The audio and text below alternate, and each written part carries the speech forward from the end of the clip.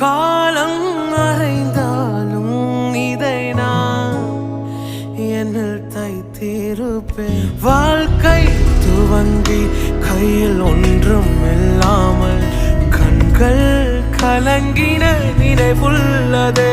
நினைப்போ அணைப்போ என்ற யாரும் இல்லாமல் ஈரம் கசிந்தேன் நினைவுள்ளதே. மடிய